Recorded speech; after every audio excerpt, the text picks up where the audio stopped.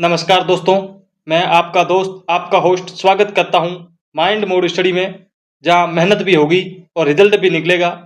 तो हो जाओ तैयार आज की धमाकेदार क्लास के लिए। तो चलिए आज हम पढ़ने क्या वाले हैं तो वो आपको मैं पहले बता देता हूं। आवाज़ भी आ रही होगी, पास ही में स्टूडियो के पास में ही एक बजरंग बली की जागरण चल रही है, तो कोई दिक्कत नहीं, नो प्रॉब्लम। मैं मेरी वॉइस थोड़ी बढ़ा के बात करूंगा आपसे। दोस्तों आज हम बात करने वाले हैं उन चीज़ों की जिनके बिना न मोबाइल बनता है, न गाड़ी चलती है, न देश की तरक्की हो सकती है, यानी खनिज। कौन सा? खनिज और ऊर्जा। ये दोनों टॉपिक आज हम देखने वाले हैं। जिस देश के पास खनिज और ऊर्जा के भंडार हैं, जिस देश के पास खनिज और ऊर्जा के भंडार होते हैं, वही देश है वो विकास की दौड़ में सबसे आगे होता है। तो चलिए आज हम पढ़ने क्या क्या वाले हैं, कौन कौन से टॉपिक आज मैं स्पेशल लेके आया हूं, जिसमें थ्योरी भी है, पीवाईक्यू टॉपिक वाइज प्रश्न भी हैं और उसकी व्याख्या भी साथ में है। दोस्तों चलिए क्लास नंबर 10 हो गई है। अब हमको कुछ नया करना होगा और कुछ नया करके बताना होगा कि हम कुछ कर सकते हैं। चलिए बताता हूं मैं आपको कौन कौन से टॉपिक अपन आज देखने वाले हैं। खनिज के बारे में पढ़ेंगे, खनिज क्या होते हैं, खनिज की विशेषताएं देखेंगे, खनिज कितने प्रकार के होते हैं वो देखेंगे, कौन सा खनिज किस राज्य से मिलता है वो देखेंगे, ऊर्जा क्या है और ऊर्जा का महत्व क्यों जरूरी है उसके बारे में भी अपन थ्योरी बेस से पढ़ते हुए और पीवाईक्यू को कंप्लीट करते हुए व्याख्या तक जाएंगे। टॉपिक आपने अच्छे से तैयार कर लिया ना दोस्तों, ऊर्जा और खनिज वाला, तो आपके कम से कम 3 से 4 नंबर हर एग्जाम के अंदर बनते हैं इसी टॉपिक से। तो चलिए अपन खनिज से शुरू करते हैं, ऊर्जा पे खत्म करेंगे, पीवाईक्यू देखेंगे। तो आप अगर नए हैं हमारे चैनल पे तो स्वागत है आपका, और हाँ सब्सक्राइब जरूर करिएगा, ताकि आपका एक एक सब्सक्राइबर हमारा कितना हौसला बुलंद करता है वो आने वाली क्लासें आपको बता देती हैं। चलिए फटाफट से चलते हैं, बिना देरी किए, बिना कोई इधर उधर की बात किए। पर हाँ मैं स्पष्ट कह रहा हूं आपको, आज थोड़ी सी आवाज बार वाली भी आ सकती है आपके इस वीडियो में, क्योंकि पास में जागरण चल रही है दोस्तों। चलिए खनिज क्या होते हैं अपन आज देखने वाले हैं। क्या होता है दोस्तों खनिज, क्या होते हैं अपन देखने वाले हैं। खनिज वे प्राकृतिक पदार्थ होते हैं जो पृथ्वी की सतह या भीतर पाए जाते हैं, यानी जमीन के ऊपर या अंदर को उनको खोद के निकाला जाता है पृथ्वी के भीतर से। वो पदार्थ होते हैं जो खनिज कहलाते हैं, जिनसे धातु और अन्य उपयोगी वस्तुएं प्राप्त होती हैं, यानी धातु प्राप्त होते हैं और अन्य कई ऐसी चीजें हैं जो वस्तुएं बहुत ही उपयोगी होती हैं, जैसे लोहा, तांबा, सोना, कोयला, पेट्रोलियम आदि। यानी लोहा निकलता है, तांबा निकलता है, सोना निकलता है, कोयला निकलता है, पेट्रोलियम निकलते हैं। तो ये सारे के सारे क्या है दोस्तों?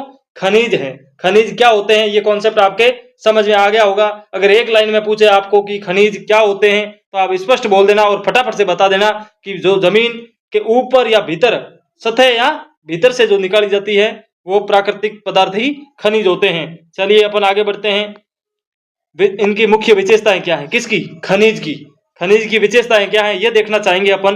तो ये प्राकृतिक रूप में पाए जाते हैं। ये क्या होते हैं? प्राकृतिक होते हैं। इसकी एक निश्चित रासायनिक संरचना होती है, ये एक रासायनिक संरचना के तहत ये तैयार होते हैं और इनकी खुदाई करने के बाद ये निकलते हैं। इसका उपयोग उद्योगों और दैनिक जीवन में काम आता है। इनका जो उपयोग होता है वो उद्योग लगाने में, उद्योग धंधे वगैरह सारे के अंदर खनिज काम में आते हैं और दैनिक जीवन में भी इनका बहुत महत्व है। जैसे कि आप अगर देखना चाहेंगे तो आपके पास मोबाइल है तो मोबाइल यूज तो करते ही हैं आप, और आपको पता है इसके अंदर क्या क्या है, कौन कौन से खनिज हैं, पता लगाना, कभी बैठ के सोचना आराम से। सोने शांति तो सबको पसंद है, लेकिन क्या आपको पता है कि सबसे ज्यादा खनिज का काम है जो खनिज कौन सा है? आज की क्लास में अपन ये सारा क्लियर करेंगे कि दैनिक जीवन में भी ये बहुत इंपॉर्टेंट है, खनिज और ऊर्जा वाला टॉपिक। चलिए आगे देखते हैं अपन फटाफट से। हाँ अगर नए हैं तो सब्सक्राइब आप जरूर करिएगा हमारे चैनल को, आपका एक सब्सक्राइब हमारा हौसला बढ़ाता है दोस्तों। खनिज कितने प्रकार के होते हैं? क्या बोला है? खनिज कितने प्रकार के होते हैं? तो झट से उत्तर निकलना चाहिए कि 2 प्रकार के होते हैं। कितने प्रकार के होते हैं दोस्तों? 2 प्रकार के होते हैं। हमारा टारगेट है 1000 सब्सक्राइबर ओनली। उसके बाद मैं आप खुद फेस टू फेस बात करूंगा और आपकी तैयारी में ऐसी धार लगाने की तैयार करूंगा आपको कि आप किसी और से पढ़ने की आपको इच्छा होगी भी नहीं, क्योंकि कंसेप्ट मैं पूरा का पूरा क्लियर करवा दूंगा आपको, और थ्योरी वाइज और टॉपिक वाइज, नंबर वाइज। ऐसा नहीं है कि एक क्लास इसकी ले ली, 2 ली नहीं, फिर तीसरी किसी और की ले ली, ऐसा नहीं है। एक जिस चीज को अपन पकड़ेंगे, जिसकी पूंछ पकड़ेंगे, उसके सिर पे बैठ के रहेंगे। चलिए, खनिज मुख्य दो प्रकार के होते हैं, जिसमें एक धात्विक खनिज है और दूसरा अधात्विक है। अब हम आगे पढ़ेंगे कि धात्विक खनिज कौन कौन से होते हैं, अधात्विक खनिज कौन कौन से होते हैं। तो चलिए आगे बढ़ते हैं। पहला ही पोर्शन है अपना धात्विक खनिज। क्या है दोस्तों? धात्विक खनिज, जिनसे जो धात्विक खनिज होते हैं उसमें धातु प्राप्त होती है। क्या होती है दोस्तों? धातु प्राप्त होती है, उन्हें धात्विक खनिज कहा जाता है। आप सबको पता है, 12th तक आप सब पढ़ के आए हैं। तो धातु जिससे प्राप्त होती है वो धात्विक खनिज कहलाते हैं। उदाहरण के तौर पर देखना चाहेंगे तो जिसमें लोहा आ जाता है, तांबा आ जाता है, मैग्नीज आ जाता है, बॉक्साइड आ जाता है। और ये काम का आता है, ये उद्योगों में का काम आता है, दैनिक जीवन में का काम आता है। तो आप देख लिए, मशीनें बनाने के लिए ये चीजें जो है धात्विक खनिज है वो काम आता है। वाहन निर्माण के लिए या मोबाइल निर्माण के लिए देख लो, मोबाइल का यूज तो आप कर रहे हो, और उद्योगों में भी ये बहुत सारा काम आता है। चलिए आगे बढ़ते हैं। अधात्विक खनिज कौन कौन से हैं? क्या है दोस्तों? अधात्विक खनिज कौन कौन से हैं, इसका टॉपिक अपन क्लियर करेंगे। तो धातु प्राप्त नहीं होती हैं, मतलब जिस वस्तु से या जिस खनिज से धातु प्राप्त नहीं होती है उसको अधात्विक खनिज कहा जाता है। तो इनमें उदाहरण के तौर पे अपन कौन कौन सा है वो देखना चाहेंगे। तो फिर अभ्रक आ जाता है, चूना पत्थर आ जाते हैं, जिप्सम आ जाते हैं। ये कोई धातु नहीं है, यह एक अधातु है। तो इसका उपयोग का होता है? तो सीमेंट उद्योग के अंदर इनका उपयोग होता है, किसका? अधात्विक खनिज का। फिर कहा है बिजली उपकरण के अंदर जो भी काम में लिया जाता है वो अधात्विक खनिज होती है। रासायनिक उद्योगों में भी अधात्विक खनिज का प्रयोग में लिया जाता है। तो मैं पहले आपको थ्योरी बेस ये थ्योरी करवाऊंगा इसकी, खनिज और ऊर्जा दोनों की, और फिर अपन जो एग्जामों में प्रश्न आ चुके हैं उनके बारे में थोड़ा बहुत जानने की कोशिश करेंगे व्याख्या सहित। आप हमारे चैनल पे नए हैं तो सब्सक्राइब जरूर करिएगा दोस्तों फटाफट से। आज थोड़ा कंठ भी बैठा हुआ है, इतनी देर जागरण में ही था, 2 घंटे हो गए। ऊर्जा संसाधन क्या है? ऊर्जा संसाधन के बारे में अपन को जानना भी है। तो वे संसाधन जिनसे हमें ऊर्जा यानी एनर्जी मिलती है, जिनसे हमें एनर्जी प्राप्त होती है, वो चीजें ऊर्जा कहलाती है, ऊर्जा संसाधन कहलाती है। जैसे कोयला से हमें को एनर्जी मिलती है, पेट्रोलियम से हमको एनर्जी मिलती है, प्राकृतिक गैस से अपने को एनर्जी मिलती है, जल विद्युत से अपने को ऊर्जा मिलती है। इसीलिए जल संसाधन है जो वो ऊर्जा प्राप्त होती है ना, वहां से ऊर्जा संसाधन कहलाते हैं। तो ऊर्जा संसाधन कितने प्रकार के होते हैं वो देखना चाहेंगे अपन। चलिए आगे बढ़ते हैं फटाफट से। ऊर्जा संसाधनों के प्रकार यानी 2 प्रकार है। कितने हैं दोस्तों? 2 प्रकार के होते हैं। कितने प्रकार के होते हैं? 2 प्रकार के प्रमुख होते हैं। 2 प्रकार के प्रमुख होते हैं, जिसमें एक पारंपरिक ऊर्जा स्रोत, दूसरा है अपारंपरिक ऊर्जा स्रोत। तो आगे बढ़ेंगे, ये याद रखना है आपको, 100% पूछा जाने वाला प्रश्न है, हर एग्जाम के अंदर पूछा जाता है दोस्तों। किसको? ऊर्जा संसाधन कितने प्रकार के होते हैं, सीधा याद होना चाहिए। 2 कौन कौन से अगर पूछ लिया जाए, निम्न में से कौन सा है कौन सा नहीं है, इस टाइप का भी प्रश्न आ जाए तो भी आपको ध्यान रखना है कि पारंपरिक ऊर्जा स्रोत है, अपारंपरिक ऊर्जा स्रोत है, ये दोनों ही प्रकार है जो प्रमुख प्रकार हैं। किसके? ऊर्जा संसाधन के। किसके? ऊर्जा संसाधन के। तो चलिए इनकी डिटेल पढ़ते हैं, व्याख्या पढ़ते हैं और अच्छे से पढ़ते हैं इसको थ्योरी बेस में। तो चलिए, पारंपरिक ऊर्जा स्रोत क्या कौन कौन से होते हैं, क्या क्या है, उसके बारे में क्या है वो अपन पढ़ना चाहेंगे। तो पारंपरिक ऊर्जा स्रोत है यानी 1 नंबर का जो है, जो बहुत समय में उपयोग में आ रहे हैं, जो बहुत समय से उपयोग में आ रहे हैं, उन्हें पारंपरिक ऊर्जा स्रोत कहते हैं। जैसे कोयला, पेट्रोलियम, प्राकृतिक गैस, जल विद्युत, ये चीजें हैं वो बहुत समय से काम में आ रहे हैं, यानी अपन उपयोग में ले रहे हैं। सही उद्योग के माध्यम से लो या खुद दैनिक जीवन के माध्यम में लो, तो ये चीजें बहुत समय से उपयोग में आ रही हैं। अपारंपरिक स्रोत जो दूसरा भाग है अपना, किसका? ऊर्जा स्रोत का दूसरा भाग है अपारंपरिक स्रोत। तो ये क्या काम आते हैं, कहाँ क्या आते हैं, क्या क्या होता है, तो इनके बारे में जानना चाहेंगे। जो नए और पर्यावरण के लिए सुरक्षित हैं, जो नई चीज है, अभी अभी हाल ही या तत्काल में बनी हुई चीजें हैं, वो अपन और सुरक्षित भी है, तो इनको अपारंपरिक ऊर्जा स्रोत कहा जाता है। क्या कहा जाता है दोस्तों? अपारंपरिक ऊर्जा स्रोत। किसको कहा जाता है? तो जो नए और पर्यावरण के लिए सुरक्षित हैं, जो तत्काल में लेटेस्ट वर्जन आए हैं इसके, तो वो है अपारंपरिक स्रोत होते हैं। जिसके उदाहरण के तौर पे अपन देखना चाहेंगे दोस्तों, तो इसमें सौर ऊर्जा आ जाती है, पवन ऊर्जा, बायोगैस, ज्वारीय ऊर्जा, ये इत्यादि है वो अपारंपरिक स्रोत होते हैं। तो इस स्लाइड का आप स्क्रीनशॉट लीजिए। चलते हैं, हम बढ़ते हैं आगे।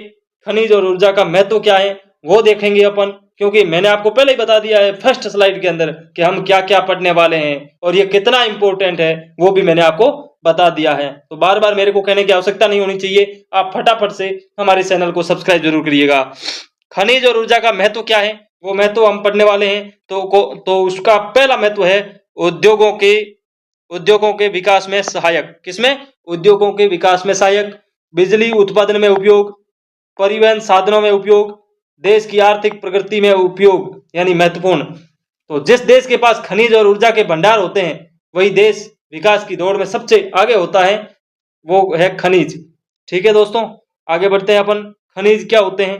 खनिज क्या होते हैं, पहला प्रश्न आ चुका है। थ्योरी अपने पढ़ ली है, खनिज के बारे में व्याख्या अपन ने देख ली है, ऊर्जा के बारे में व्याख्या देख ली है, कौन कौन से होते हैं वो देख लिए हैं, कितने कितने प्रकार होते हैं, अपारंपरिक, पारंपरिक खनिज कितने प्रकार के हैं वो अपन ने देख लिए, धात्विक, अधात्विक। तो अपन अब पढ़ेंगे अपने दोस्तों प्रश्न, कम से कम 20 से 25 प्रश्न कराने वाला हूं मैं। तो ये देखने के बाद में अपन कल पूरा का पूरा एक सेशन PYQ का लेंगे, ताकि आपको आसानी से कॉन्सेप्ट हो, थ्योरी पढ़ने के बाद में आपको पूरे के पूरे प्रश्न उत्तर मिल सके। और जो हाल ही के जो 2020 से 2025-26 के बीच में जो भी पेपर हुआ है उनमें से मैंने पेपरों में से निकाल के उनकी व्याख्या करके उनके सही आंसर निकाल के लाया हूं क्यों मिलाने के बाद।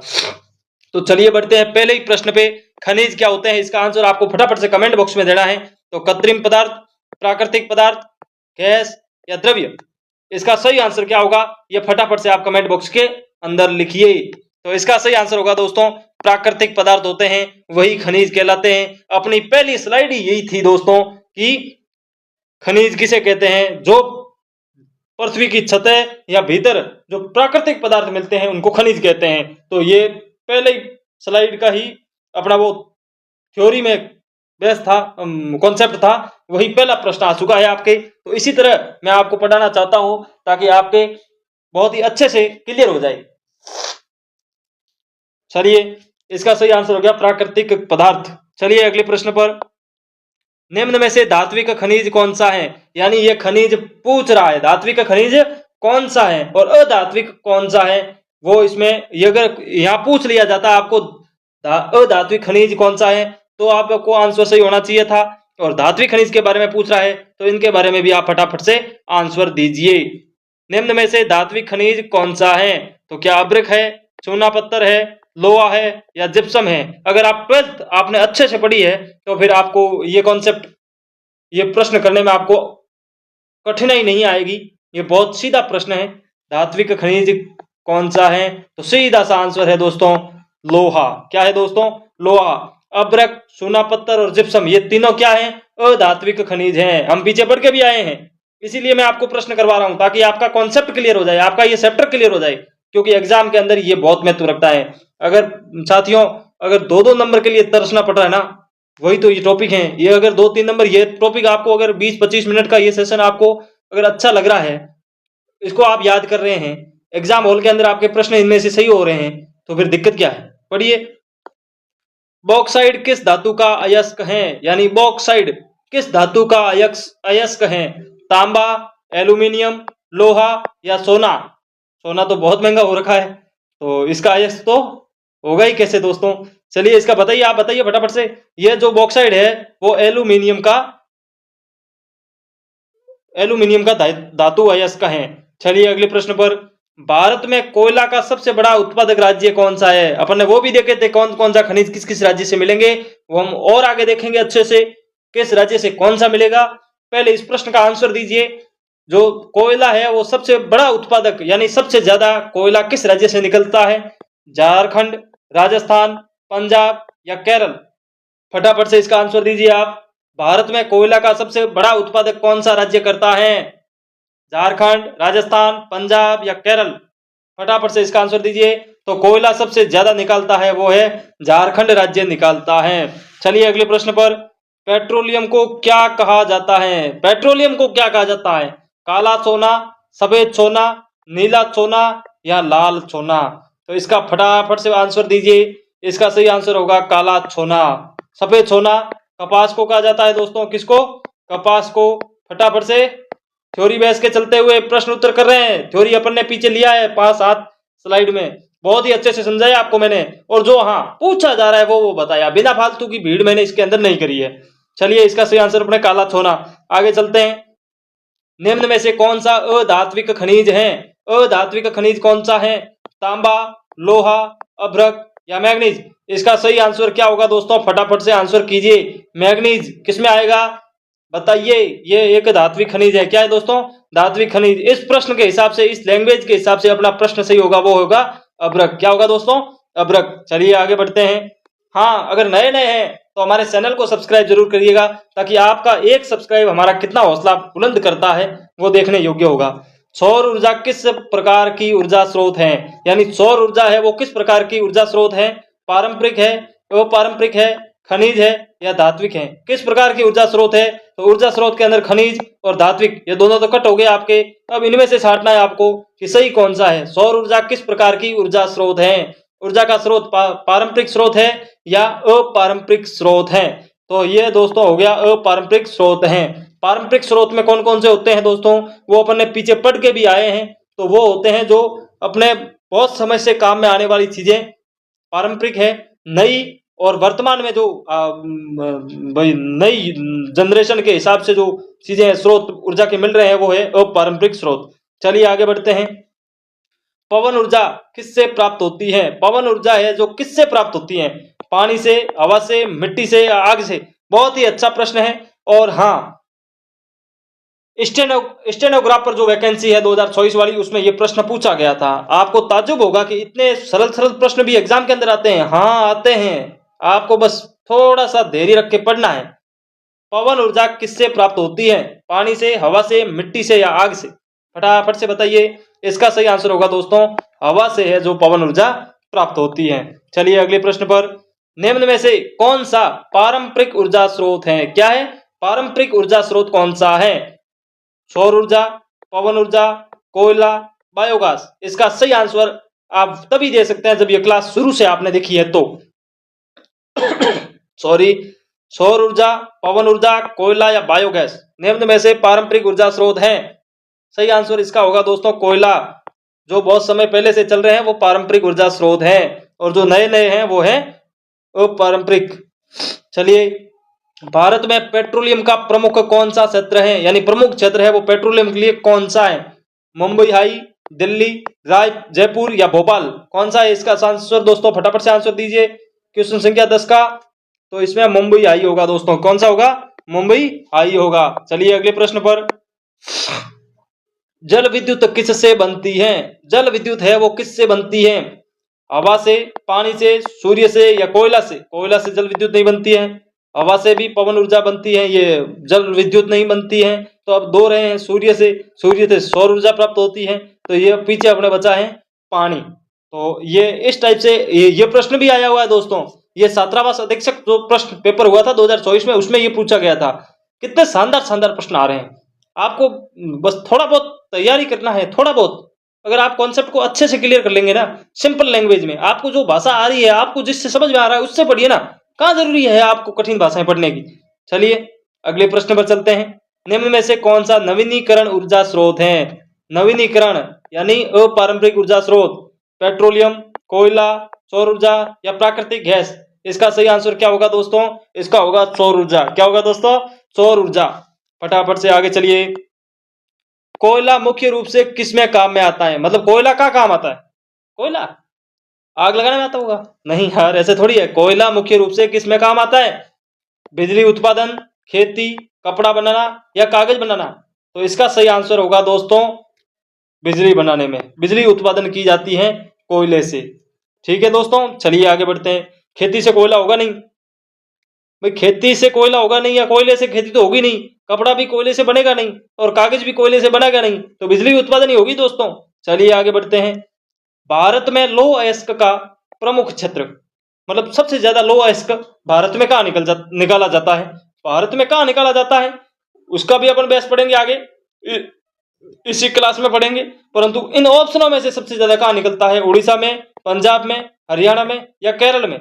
इसका सही आंसर होगा दोस्तों उड़ीसा में। कहाँ होगा दोस्तों? उड़ीसा के अंदर निकाला जाता है। मतलब लौह अयस्क का प्रमुख क्षेत्र है कौन? उड़ीसा। क्वेश्चन संख्या 14 अपना हो गया है। चलिए अगले पर। ऊर्जा संसाधनों का मुख्य उद्देश्य यानी मुख्य उपयोग क्या होता है? यानी ऊर्जा संसाधन का मुख्य उपयोग क्या है? खेती में उपयोग लिया जाता है, बिजली बनाने में, खेल में या शिक्षा में? शिक्षा और खेल से क्या संबंध है? कोई संबंध नहीं है, दोनों तो ऑप्शन पहले ही कट गए हैं। ऊर्जा संसाधन का मुख्य स्रोत बिजली बनाना। क्या है दोस्तों? बिजली बनाना। चलिए अगले प्रश्न पर, प्राकृतिक गैस का उपयोग किसमें होता है? यानी प्राकृतिक गैस का जो उपयोग है वो किसमें होता है? वाहन ईंधन में, खाना पकाने में, बिजली उत्पादन में, या उपरोक्त सभी? क्या है दोस्तों?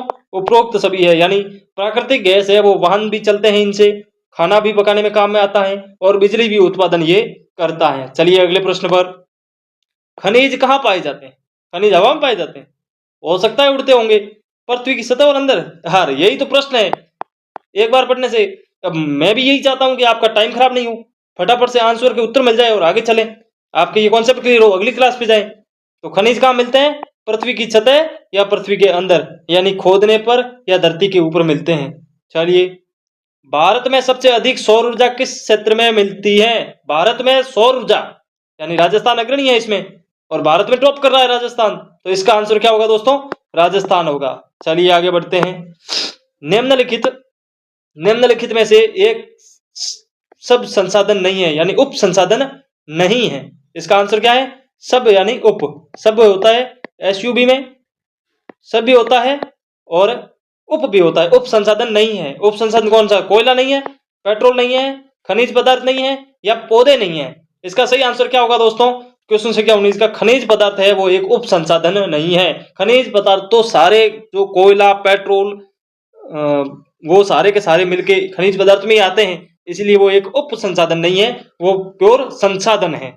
चलिए अब थोड़ी सी इसकी व्याख्या कर लेते हैं इस प्रश्न की। उत्पत्ति के आधार पर संसाधन के प्रकार। अगर उत्पत्ति के आधार पर अपन संसाधन के प्रकार की बात करेंगे तो जैव संसाधन और अजैव संसाधन के बारे में पढ़ेंगे। तो जैव संसाधन क्या होता है? इन संसाधनों की प्राप्ति जीव मंडल से होती है जिससे जीवन व्याप्त है, जैसे मनुष्य, वनस्पति जात, प्राणी जात, मत्स्य जीवन, कोयला, पेट्रोल, पशुधन आदि।